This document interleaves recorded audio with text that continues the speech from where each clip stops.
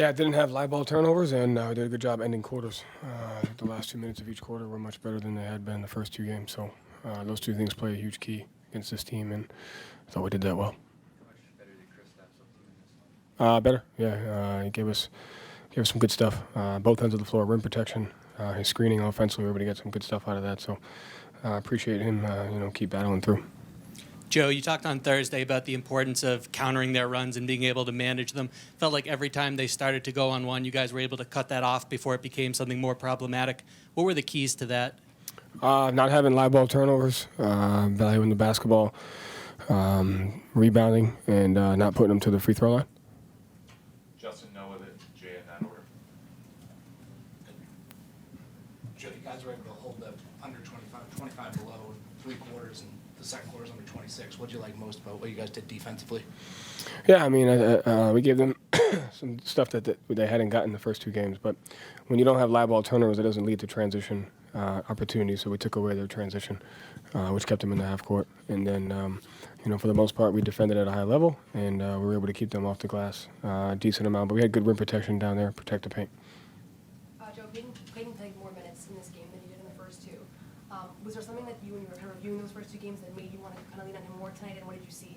Our sub patterns are always flexible. Tonight, Drew had 3 fouls, and Peyton was good, and you're just at times you go with what makes the most sense. Just the flexibility of what we were able to do. But he played really well on both ends of the floor for us. There's a little bit of foul trouble there, so we were able to kind of go to some different stuff. Jay, then B-Rock. B-Rock. How pleased were you, Joe, just in terms of, it seems like you guys were eager to create quality looks up right off the bat, and going at Brunson and Towns repeatedly, how just the method of attacking you guys had offensively for the rest of the night? Yeah, we had some empty possessions, but we played with the right intentions of getting the right pace, the right spacing. And we just have to continue to make those right reads, value the basketball. Didn't have 11 live ball turnovers. That helps a lot when you keep it in between the lines. And we did a good job of our spacing and making the right read. Gary, Jared, then Jared.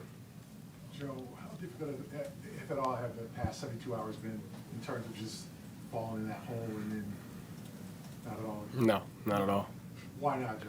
I mean, I've said it 1,000 times. There's no one way of how it's supposed to go. I mean, people that you get caught up when your expectations aren't met, and so there's no expectations there. We're on a path of trying to go after greatness, and you don't get to dictate the test that's in front of you. All you get to dictate is how you approach it and how you respond to it. So if you plan on doing this for a long time, trust me, it'll be a lot worse than those last 72 hours, and that's the perspective you have to have. So at the end of the day, we got a test in front of us, and I got a group of guys that I wouldn't want anyone else to be able to go through that. So this is the fun part. You don't get into the journey for it to be easy. So it's been dark, but in a good way. Dark, how dark? Like, what's that mean? I mean, you just got to tap into your darkness, and that's it. So we got to do it. That's it. Sure. You guys are always kind of squeezing advantages out of everything, and I feel like a big way you do that is in the post. You generally only really post cross matches, and spent a lot of time kind of trying to get runs into the post ups earlier in the series. Tonight, you just kind of went straight to Hart, Bridges, whoever. Did you guys feel like you needed to kind of maybe just focus on getting something that was there that you figured would be something you could go with, as opposed to really maximizing mismatches? I thought that came organically tonight just because of our pace, and I thought Jalen, he was able to get out there and early in transition and get some of those matchups that he liked, and so I thought his pace offensively got us some of those post-ups, and then we looked to generate those out of some of the half-court stuff. But to me, it just starts with the pace at which you play with to get that type of spacing, to get those cross matches, to try to get what you're looking for. And I thought Jalen got off to a good start on that. But does that show decisiveness? Do you guys need to just kind of be decisive and forceful as opposed to letting things come to you? Yeah, I mean, I think you do that by how fast, the pace that you play with. Can you get to your spacing quickly? Usually when you're right, when you can dictate a sense of tempo by getting out to your spacing as quick as possible, and then it's easier to see the reads that are there. And we were good. We were deliberate in that tonight. Decent in the first two games, but it was better tonight. Final 3 questions, Jared, Michael. OG, just 7 points the last 2 games after a big game 1. What have you guys done well to slow him down? Yeah, I mean, he's a great player, so you're not going to be able to do that all the time. But to me, he gets a lot of stuff in the half court on your help reads, and he's one of the best defenders in getting in passing lanes, getting out in transition, and so we have to be able to. The best way to defend these guys is to attack them with proper spacing, proper reads, so that we don't have live ball turnovers and allow them to get out in transition and rebound. And so you just have to take care of those margins. Tatum made a few threes early, but what was your general impression of just his decision making?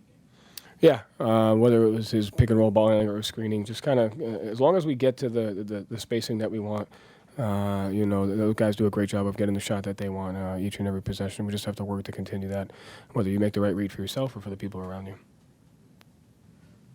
I'm sorry.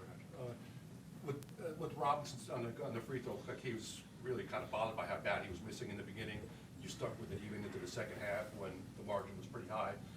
Was that just because what you saw by how bad he was missing, or you're just going to stick with it no matter what the score is? Yeah, just process over results. You just always stick to the process of what you think gives you the best chance to win on that possession and to win in that game. One more for Alex. Joe, is it as simple as shots falling, you guys? No, I mean that's the easy thing to look at. But we won the end of quarters, and we didn't have 11 live ball turnovers. I can't stress to you the importance of not throwing the ball to the other team so they get out in transition. And they have 28 points in transition in game 2, and not ending quarters well. When it's at 20 and it gets to 12 with 58 seconds left, and you have to end quarters, you have to start quarters well, you have to value the basketball, you have to win the margins. I can't stress that's all we talked about for the last 72 hours, and that's the most important thing. Great. Thank you, Joe. Thanks.